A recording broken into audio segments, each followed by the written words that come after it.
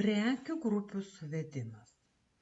Visas perkamas ar parduodamas prekes, paslaugas, atsargas ar ilgalaikį turtą programoje reikia išskaidyti į atskiras prekių grupės.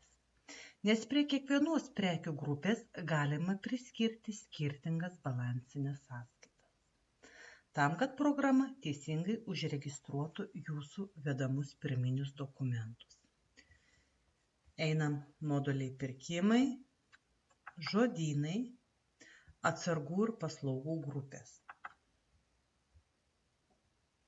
Atidarom bet kurią jau įvestą grupę. Matom, kad grupė apsirašo kodų, pavadinimu. Taip, yra laukeliai pardavimų pajamos, pardavimų savikaina, pirkimų savikaina. Perkant svarbiausia yra pirkimų savikaina. Būtent į tą sąskaitą eis pirkimų debetas. Taip. Ir dar labai svarbus yra požymis. Ar tai yra ilgalaikis turtas su tokiu požymiu.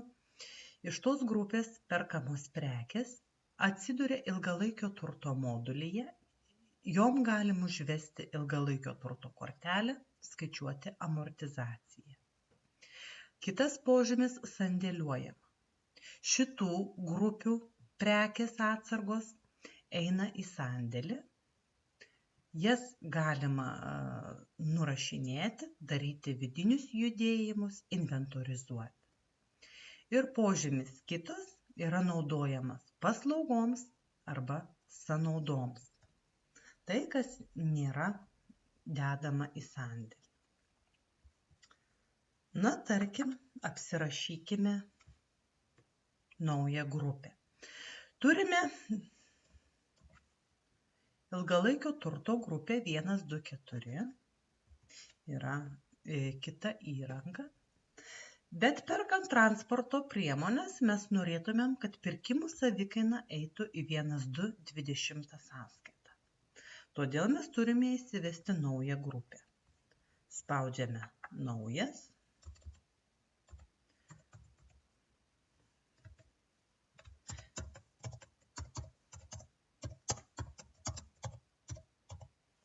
Vedu pavadinimą ir su pliusu pasirenku transporto priemonių įsigijimo savikainos sąskaitą. Būtinai turiu uždėti požymį ilgalaikis turtas. Išsaugau. Gerai. Štai ir suvedėm naują grupę transporto priemonės. Įvesim kokią ir sandėliuojamą grupę.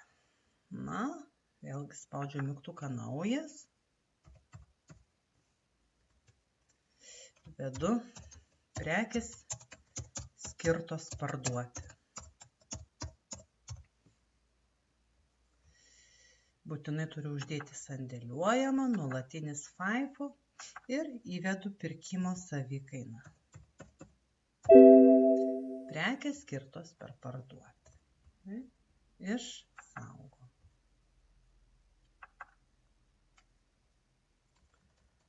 Na ir įvedam kažkokią tai su požymiu kitą.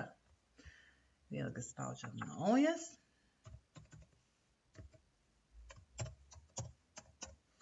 Bendrosios sąnaudos.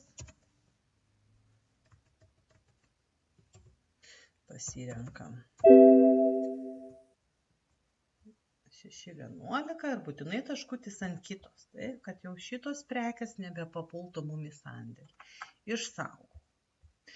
Tai taip jūs pagal skirtingas balansinės sąskaitas galite susivesti, kiek norite grupių, pagal savo poreikį išsismulkinti, išdetalizuoti pagal jūsų naudojamą sąskaitų planą.